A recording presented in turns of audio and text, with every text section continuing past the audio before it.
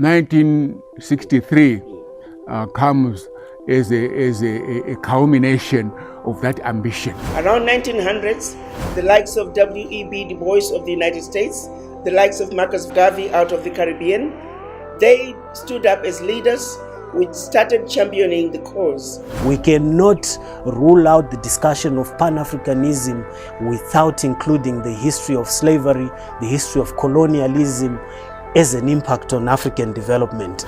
The determination of what independence is depends with the perspective that we are viewing the independence from. The OAU, it lost relevance. Rebranding is not strategizing. You rebrand after strategizing. Oh, 2063 is too far. Let's revise this agenda 2063. It's not gonna work. Africa's problems do not have a single solution.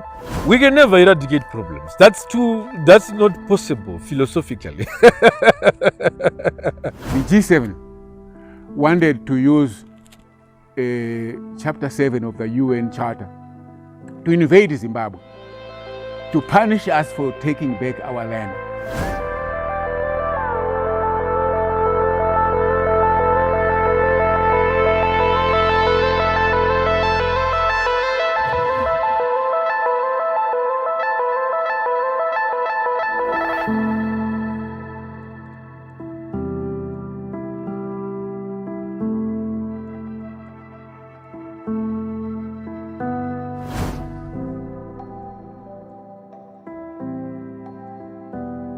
What led to the formation of the OAU in 1963? Basically, the OAU was formed because of the need to integrate the continent, to integrate Africans from an economic front, from a political front, and from a social front. The OAU was championed mainly by the founding president of Ghana,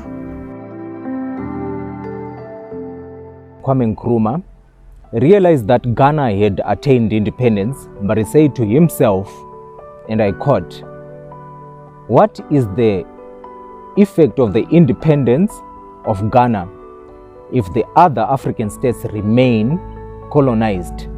Are we to celebrate that form of independence without the independence of Africa as a whole?"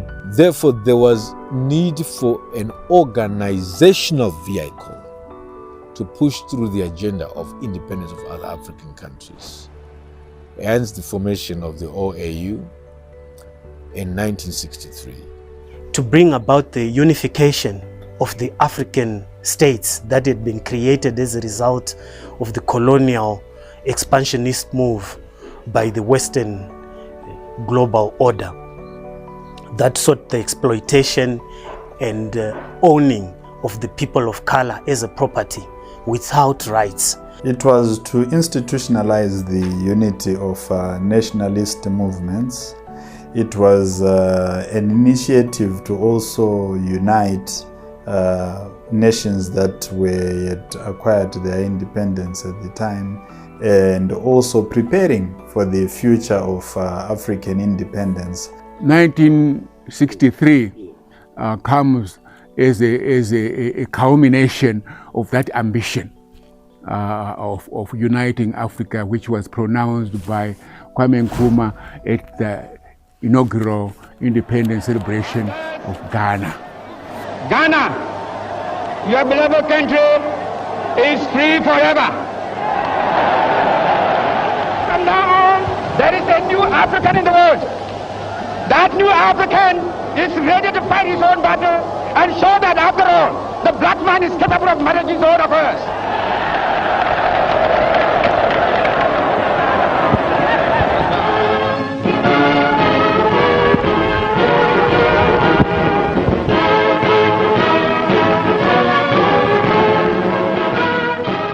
Africa, prior to the formation of OAU, was disjointed because there was no unison amongst the member states.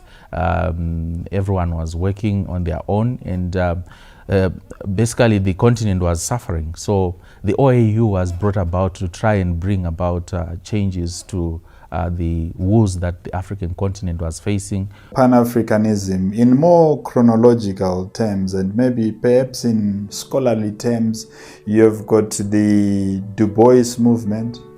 Later on in 1945, the first Pan-African Congress, no, that was the fifth Pan-African Congress. Around 1900s, the likes of W.E.B. Du Bois of the United States, the likes of Marcus Garvey out of the Caribbean, they stood up as leaders which started championing the cause of black people, descendants of the formerly enslaved, going back home to Africa. United Kingdom sponsored 3 Pan-African Congresses, 2 in London, 1 in Manchester. France sponsored 1 in Paris, and the US, there was 1 in New York City. When Ghana became independent in 1957, Kwame Nkrumah deliberately organized what he called an All-African People's Conference in Ghana, 1958. President Mugabe, the late President Mugabe went, the late Vice President Joshua Nkomo was there. Most of the people who then founded the AU, the African Union in Addis Ababa, went to that conference in 1958. And Nkrumah pronounced the vision on behalf of the group to say Africa is not free until South Africa and Namibia are also free. So our first big project and our first statement of where we stand and who we are is to fight apartheid and to free the whole continent. And then from there, we will see what we can do about reconstruction and other things. So there was this acquired political soul across the continent where people didn't have these very structured systems, but the shared experience to liberate themselves became that rallying point for unity. That is the golden era of Pan-Africanism, where we didn't see borders, ironically, where solidarity, African solidarity, was at its maximum. And the era of the late 50s, 60s, 70s remains a benchmark of how to come together. So, you see, this is the time. In 1980, when Zimbabwe gained independence, the new Prime Minister, Robert Mugabe, his first day as Prime Minister, 19 April 1980. If you go to the archives for the Prime Minister's diary, do you know who he met first at 9 a.m. on 18 April 1980? You know, his first ever meeting as Prime Minister, officially, was with Oliver Tambo and Thabo Mbeki. We had come to witness the previous midnight, Zimbabwe's independence, our flag going up in the skies. They had come as ANC. There were many other prime ministers and heads of state and government, but Prime Minister Mugabe met the ANC delegation in his first ever meeting. Now, that is an illustration of how powerful the connections between the liberation movements were. It didn't matter whether the other was now in power or not, but the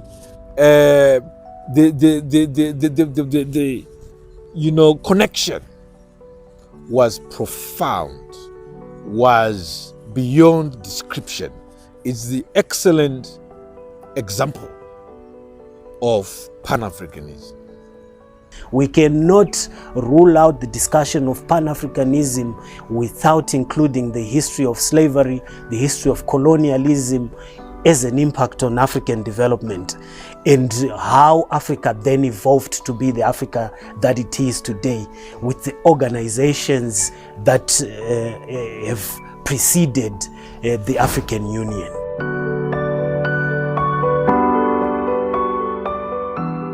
The major value systems that were put forward were basically unity amongst people of Africa. They had to think more in terms of a united force, a united community. They also tried to promote regional sovereignty amongst member states, and I think this was quite important in terms of developing the continent. And one of the key values, I think, that also came about as a result of the OAU was that of regional integration and economic engagement. Issues to do with the rights of the African in terms of the freedoms, the liberties that were entitled to the African in the setting that prevailed then, because we are in a colonial stage. We are in a colonial system that was shaping the current status quo.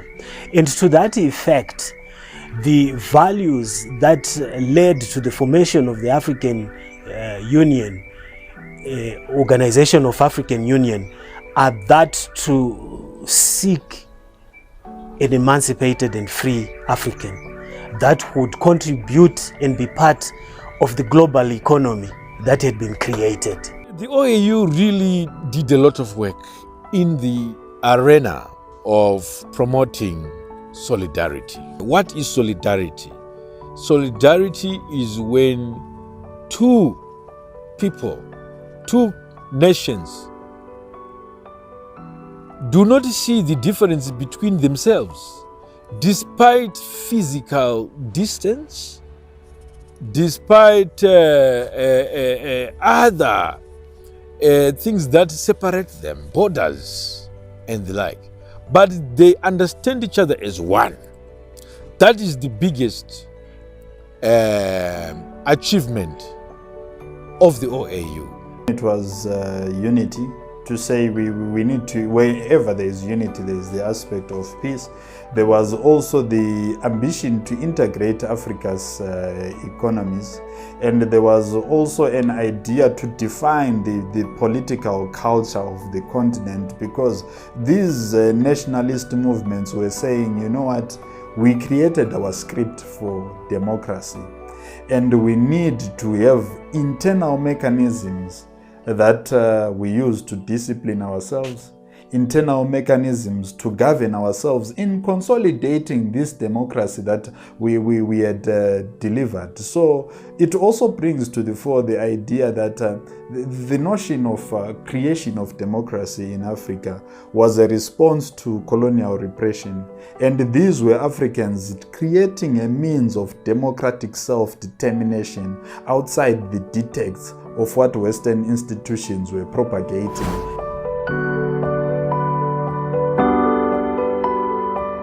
The agenda against apartheid and other oppressed countries on the continent, were these achieved? In my view, yes, definitely this was really achieved. The OAU really made major strides in that respect. As we speak right now, we no longer have apartheid in South Africa. Most of the former colonies, or those countries that were under colonial rule, eventually got their independence. The determination of what independence is depends with the perspective that we are viewing the independence from. If we are to speak of political independence, and we assume that political independence is the appending of signatures to declarations as well as peace treaties, to the extent that the colonial masters would cease from controlling the African states without their consent, one would then argue that insofar as that is concerned, on paper there was political independence. Insofar as annexation and colonization is concerned, insofar as apartheid drew with its ripple effects such as racism are concerned. So in that regard, the political independence on paper was there. Political independence is not enough. We have to go further to cultural and educational emancipation. Chimurenga Chepfungwa, the second African revolution. Because our problem right now is we've got some black men running black countries, but are white in their thinking. You see now, it is better to have a white man running it, because then we what you see is what you get. You see, right now we've got a challenge of making sure that the full potential of political independence is translated to educational liberation. The substantive question then becomes, was there substantive political independence in respect of Africa? And if we are to answer that question to a lesser extent, we would say there was no political independence. The structures and systems that were imposed upon the African states were by far alien to them, to such an extent even after the treaties and declarations were signed to the effect that the African states had independence. African states then continued to suffer under the systems that had been created by the colonial master. The issue becomes systemic, and insofar as that perspective is concerned, there was no independence to that extent. If there was independence, then we would expect that the African leaders that were appointed would go using the dictates of the African values and cultures, but they inherited a system that they were alien to and they did not understand. And in that regard, this is the reason why we still have issues with the system that we have, that is bedridden the African leaders from having the full capacity to control Africa as sovereign states, amongst other things. As long as we are teaching our kids that Christopher Columbus was a great man, as long as we are teaching our kids that the black man has never invented anything, then we are going nowhere. Because what does it tell us? It tells us that the revolution, the first African revolution, which is what the OAU was working on, is incomplete. And it is urgent, more than urgent and critical, to step in and step up on the issue of the educational front, the cultural front, because these are the key issues. Osegafu Kwame Nkrumah also presented an important concept that political freedom is not enough without economic independence, seeking economic independence. So you'd notice that countries across the continent suffered the scourge of ISAP. They suffered the scourge of debts with these so-called international institutions. And to this day, we still find ourselves negotiating with colonial institutions for issues of debt clearance. And yet there's never been a significant conversation about reparations for slavery. So those are some of the ideological contradictions that upset the overall consciousness and convictions of some Pan-Africanists like myself, that we've got a fixation on issues of debt clearances, and yet we do not discuss on the reparations for colonialism, the massacres of our people. We strongly feel that we have to get this external validation by creating debts that emerged out of subscribing to policies of your IMF and the World Bank, where we still think it is legitimate for us to compensate colonialists for looting our land and rightfully repossessing the land to our people.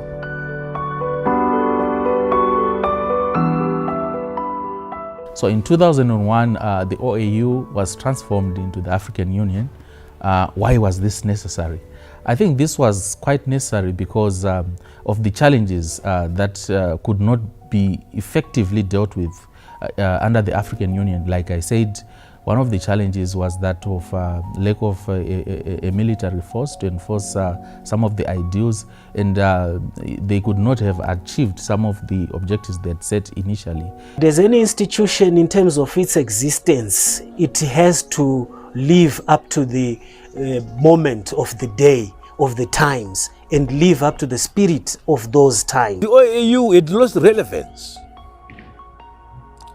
It was necessary to revitalize and reorientate the organization into an organization that's now looking more at the things that are not political, but economic, social, cultural, educational. Rebranding is not strategizing. You rebrand after strategizing. You don't start by rebranding. My guess, and this is a guess, my guess was that they were getting funding from the European Union for their project, like other projects. If you ask both AU and SADC to produce their audited accounts, or yes, what you will see, what will surprise you, is that too much of the budget is coming from the very same people that we are fighting. It was necessary in the sense that there were commissions, I think, that yet to be conceived in terms of the structure, and you would also recall that the total independence of Africa had been achieved following South Africa's 1994 breakaway from the apartheid system. So it was reconfiguring the frameworks of the then OAU to meet the new challenges of the continent. And it is around about that time when the debate around African Renaissance began to emerge. So those, I think, were the major highlights that resulted in the institutional transformation of the OAU to the AU.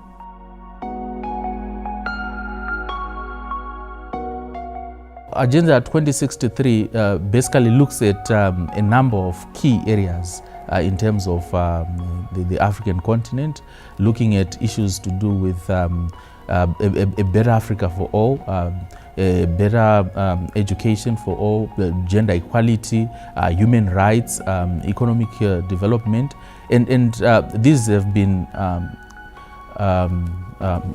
integrated with the United Nations and at national level with our economic blueprint, Vision 2030. So all these are trying to really bring about freedom, bring about human rights, bring about gender equality and various other ideals that are good for humanity. Agenda 2063 for me seeks to achieve issues that are dealing with post-independent effects.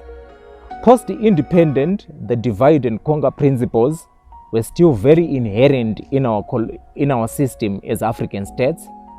And to that effect, there would be a temptation for the African leaders to self-aggrandize them to the extent that if country A is to be liberated and it gets maybe into BRICS, for instance, that is good for its people. But the question that is to be determined at the end of the day is, has the individual African at the bottom of the food chain achieved a quality of life? That becomes very difficult. Why? Because we've got an illusion of the residue of colonization. We have neo-imperialism. Neo-imperialism is simply colonization that is clothed itself with the robes of capitalism. So that is a system that was adopted from the Renaissance of the European countries. And to that extent, you would, at the end of the day, realize that maybe we never had independence at the end of the day. But nevertheless, we should applaud ourselves for the fact that indeed there was independence, there was emancipation to a certain extent. That first step is very critical for Africa. I think the agenda for the attainment of Agenda 2063 of the African Union is a vision that was set to give us a 5-decade span of the progressive trajectory that Africa should chart and ultimately reach that goal through the objectives of a developed, interconnected, modern African state of well-being. Oh, 2063 is too far. Let's revise this Agenda 2063. It's not going to work. We have to talk about agenda now. Agenda now. Okay? The young people of Africa cannot afford to wait. The people of, there are things that the people of Africa are desperate for. Free movement, opportunity, prosperity. It can't wait for 2063. We call on the authorities of Africa and the African Union, please bring back 2063 and change it from Agenda 2063 to Agenda Now, because we need these things now. You see, what's stopping Africans from removing borders and visas now? One of the key challenges, or one of the criticisms against the African Union Vision 2060 has been that it has tried to tackle so many key issues, and at the end of the day they may not be able to achieve any. Is this a positive thing, or it's something that needs to be rectified? Before we rush to critique the weaknesses of the African Union, what we should understand is that our standard should be measured against the people that we were yesterday, as opposed to what Europe is. If we are to measure up to what Europe is and use that as a yardstick, it would then riddle our capacity to grow, because we are different. We can't be comparing a 2-year-old toddler with an 18-year-old major. Why? Because their experiences are totally and they are diametrically different. I think it's always good to be as broad as possible, and then in that respect it allows people to have opportunities to tackle some of these issues at once, other than having one goal and then you try to pursue that single goal. Africa is a big continent, and it is affected by numerous challenges. It is affected by numerous problems, and for us to let some of these problems wait until one of the agendas is addressed, I think would be problematic. So it's best that we open as much space as possible and try to tackle the challenges that can be tackled from a much wider perspective. The AU's focus on many areas is because Africa has got many problems. It does not make any logical sense to want to pretend as if you are well capacitated and not look at the most minute of problems. If you look at ourselves as a sample of the broader African crisis, we have got water challenges, we have got energy challenges, infrastructure challenges.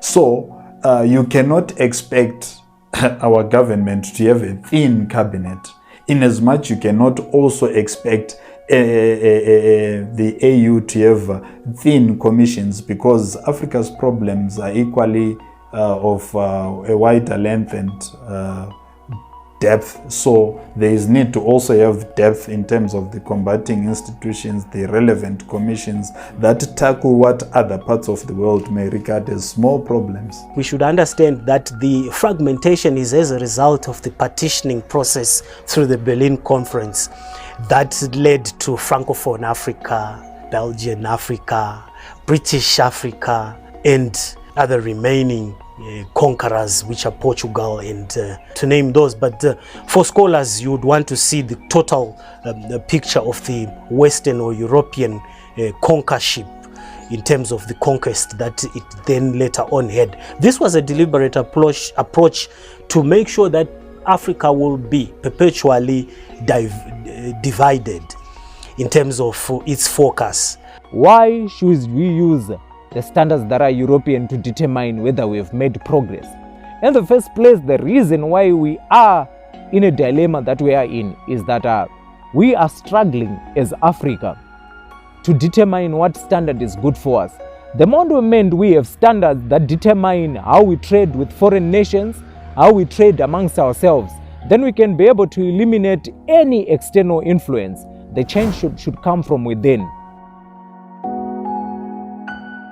The criticism that the African Union does not have funding, it is therefore weakened because it is lacking resources. Is this a major challenge? Is this a major problem for the African Union, and can something be done about it? It's indignifying that to this day and age we are still banking on funds from Americans through their US aid, the things like China aid and all of that. I know some of these nations are friendly to us, but we need to start thinking in terms of an Africa aid. We have agreed, and there's a resolution that AU must fund itself. As African countries must fund themselves. You see, 20 years ago or so, the Pan-African Parliament could not have a meeting in Johannesburg because the USA had not made the money available. And there was an article in BBC, PAP is too broke to meet. Surely 60 years after independence, we rely on Americans to fund our meetings. Are we? Yeah, you see, but we have agreed that we should fund our own programs. If the AU's funding is not coming from member states, yes.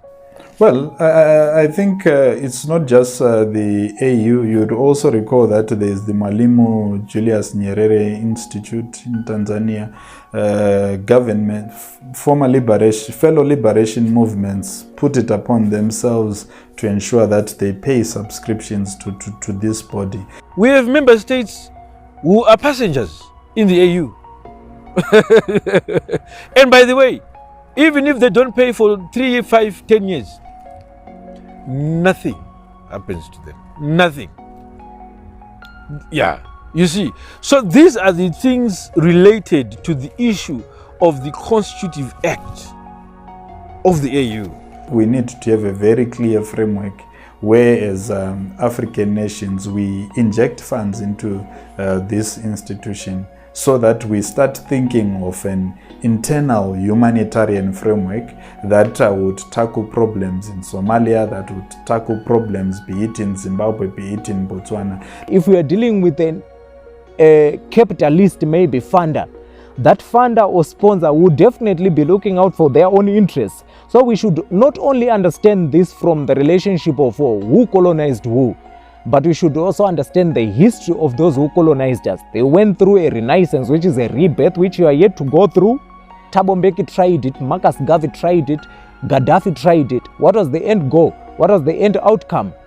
They disappeared into thin air. Why? Because they are trying to promote a certain important integral step that will also advance the interests of Africa as much as it did to our Western counterparts. This becomes a major challenge that the heads of states on the African continent need to put their heads on, because you can, even if you come up with solutions but without a budget for it, it's simply a waste of time. So it's high time that we prioritize generating revenue so that we address challenges. If we are serious, we cannot have problems and have a dependency syndrome on others to help us address our problems. Africa's problems do not have a single solution. We can never eradicate problems. That's not possible philosophically. There are so many of them. One of them is simply to have teams which are effective. The AU created the African Liberation Committee. And that's why we have the Museum of African Liberation here. You create effective institutions. Don't just create institutions in imitation to other organizations. Africa suffers a lot in many areas because it is economically unstable. And for Africa to be free, for Africa to be independent, it has to be economically stable. We are a laughing stock when we go out there outside of Africa, because everyone assumes that we are economic refugees, and when you are an economic refugee, it's very difficult for you to gain respect or to earn respect. So once Africa has a firm economic footing, it is in a position to address its own challenges. The first solution that I believe would give Africa the emancipation that it needs, change of the mindset. But a change of the mindset does not happen until we have a system overhaul. What does a system overhaul do? If your body has been infected by a lot of bacteria, You have to get medication that will get the bacteria out of your system so that your system can independently function. The first thing is, in as much as we might have achieved political independence, we did not achieve political independence.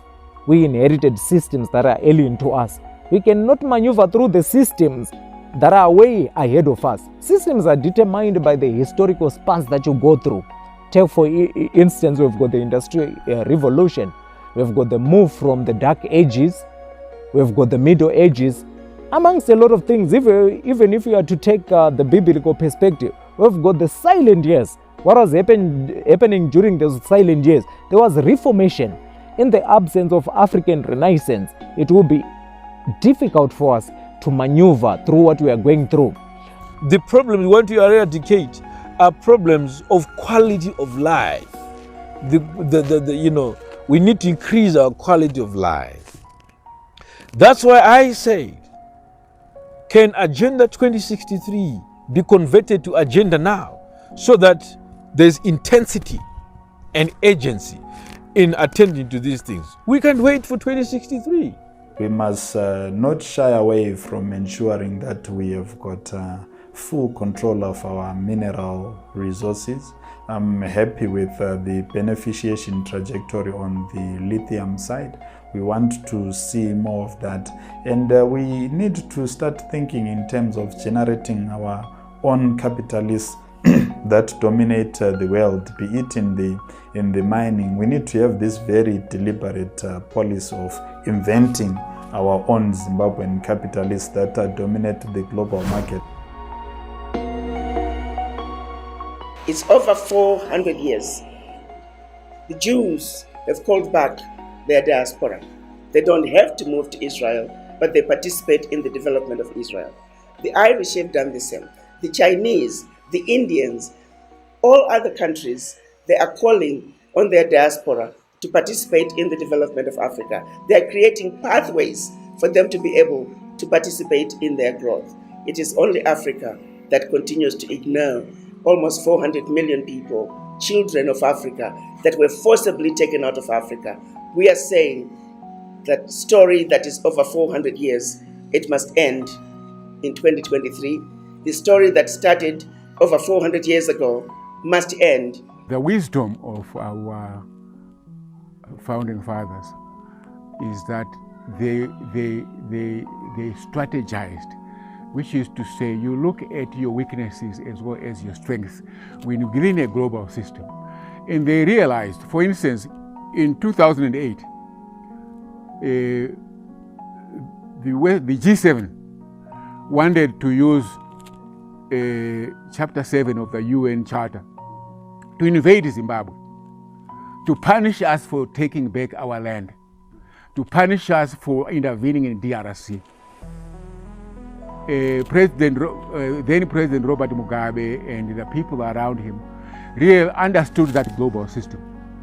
And they said, how do we survive? We are a little country. We are targeted by big powers, and they are going to squash us. So they engaged seriously. The Chinese, the Russians, and the South Africans, who had a critical vote in the Security Council. That's how we survived. So you have to strategize in the same way. Understand your weaknesses, understand your strengths, understand who your allies are, and then maneuver with a view to strengthening the little that you have. Just like the one newspaper which was read by 3,000 people in the liberation struggle. It will just go from one dariro to another throughout the villages until the whole district actually had the information. How can Africa move away from the Western ideology and become more African-oriented in terms of their thinking and in terms of their ideologies? The biggest challenge that Africa has faced, or that Africa continues to face today, is basically the neo-colonial mind or the colonial mindset. We remain trapped in the colonial mindset. We remain trapped in the colonial systems. And for us to regain control of our destiny, we need to rediscover ourselves. We need to reimagine ourselves. We need to go back to our roots, and that is the basis. Africa was on the trajectory of development. We can boast of numerous civilizations prior to the coming in of colonialism, which indicates that we indeed were on the path to development. We can talk about Great Zimbabwe dating back to the 13th century. We can talk about Mapungubwe, 12th century. We can talk about the Kamife sites. We talk about ancient Egypt. We talk about various civilizations on the African continent, which indicated that the people of Africa really were having their hands on the deck in terms of political development, in terms of economic development. Through trade, they were in contact with the international community, with the Chinese, with the Indians, with the Europeans. They were in contact with them prior to that. So we certainly were on the path of development. But then the coming of colonialism stripped us of everything that we had. They took away our land, they took away our culture, they took away our religion, they took away everything that we had and imposed something that was foreign to us, something that was not familiar with our customs and traditions. And we have been left with that. And now we are trying to find our footing where we have no connection with this foreign kind of system that has been imposed on us. And for us to really to begin to move forward, we need to go back to our roots and pick the pieces from where we had, and then we begin to move forward. Because everything that we are dealing with now in terms of development is basically coming from the West. Yet the bigger part of our communities have access to these natural resources, and they knew how to tap. And so we need to think about ways in which we can maximize on the local resources that we have, the potential that we have had, and we move forward from there. As long as we remain trapped in these colonial structures and systems, we're definitely not going anywhere. There is only one way to encourage Pan-African thought. It's educational. And I want to talk about, in conclusion, repatriation. And when I talk about repatriation, I mean repatriation of our minds. Because our educational system is producing deputy Europeans. Most of us are actually are staying in Europe mentally and in terms of thinking. Let's come back. That is repatriation. Repatriation is not physical, it's educational. Okay? It's educational. Let's come back here. Like I said, I heard that in school right now, they are teaching kids English and they are telling kids, say as white as snow. How do you teach a Zimbabwean kid as white as snow when they've never seen snow? Why can't you say as white as milk, which they see every morning? You see, this is trying to mentally, educationally, remove the kid from his environment. You see, it is good that our both ministries responsible for education are talking about heritage-based education, and that is a step in the right direction. But it's going to be a long walk. And can we actually expedite this process? I strongly feel we need to unite and be very sincere about what we want. Nations need to sacrifice resources, and we need to push institutional interests other than pushing partisan interests, other than pushing individual interests, because at the end of the day, it is the continent that must win.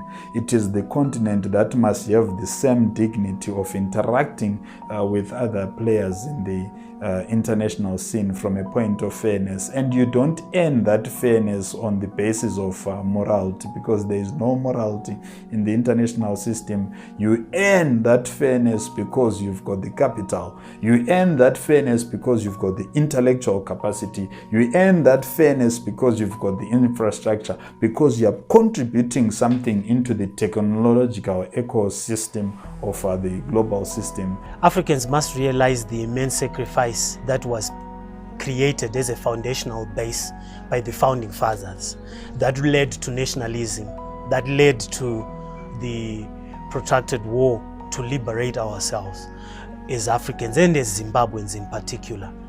What is Zimbabwe without Africa? And what is Africa without Zimbabwe?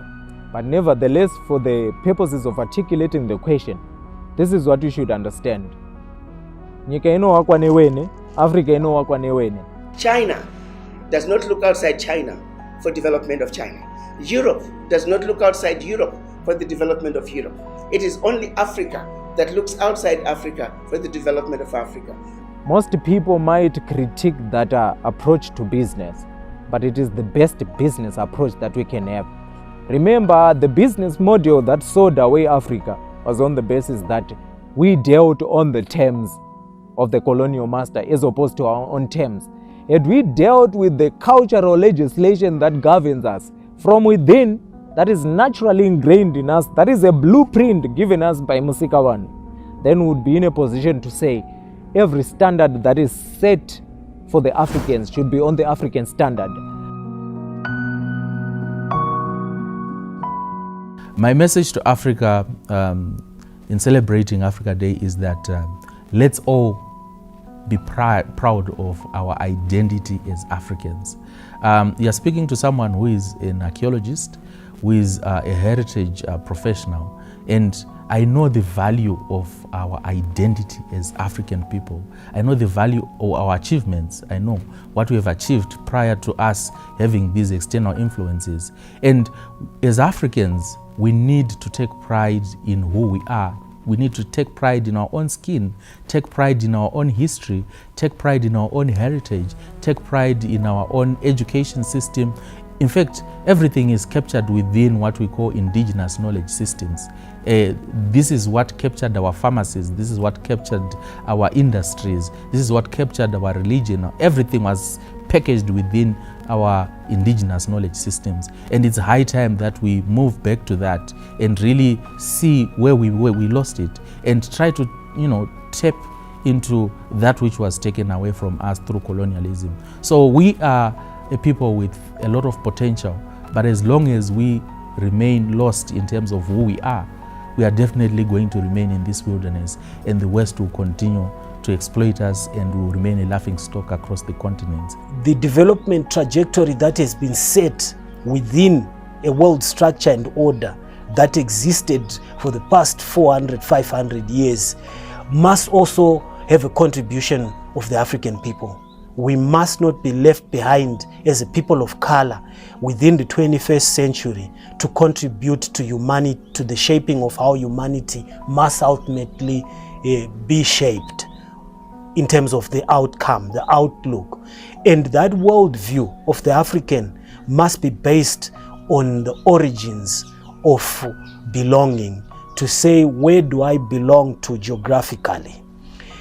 It doesn't matter even if you are around the globe, because the people of color have contributed to the world's civilization that we see. Hence, you see the people of color in every corner of the globe. So the Africans in the diaspora also must realize that they must connect with the homeland in as far as making sure that we develop the Africa to meet and match or even surpass the current Western world. We are saying there is not a single Fortune 500 company in the world that you can go to that you don't find people of African descent in very top leadership roles. You have professionals at every level. There is nothing Africa needs that cannot be found in her children on the continent of Africa and outside Africa. We are also saying the African heads of states have not reached to us as African diaspora because we are not organized. So we are owning that. We are owning our disunity. One, we need to love our countries. We need to love our continent, and the ultimate expression of loving our continent would be allowing the idea of the nation to live, so that for the idea of the nation to die, so that Pan-Africanism may live. Being a patriotic Zimbabwean, of course, means loving your country, doing what is right for your country. Being a patriot means allowing your political or your partisan views to taking a partisan position if you want, but not allowing the partisan position to override national interests. And then when I say for Pan-Africanism to live, nations must die, I simply mean the myth that has caused us to look at each other on the basis of ethnic essentialism, which in some instances has created xenophobia. When I say the nation must die for Pan-Africanism to live, I mean we need to rethink the idea of the superficial borders and look at ourselves in terms of building a collective economic infrastructure for ourselves and ensuring that we allow the movement of goods and services from one part of the continent to another in unfettered terms. If we can allow colonialists to come with backpacks in any part of the continent unbothered, why are we not doing that for our trade border women? We are not in a routine situation. And the world is not in a routine situation. So if there are routine celebrations, like the Africa Day, Women's Day, this day, let's figure out how to make them better than routine.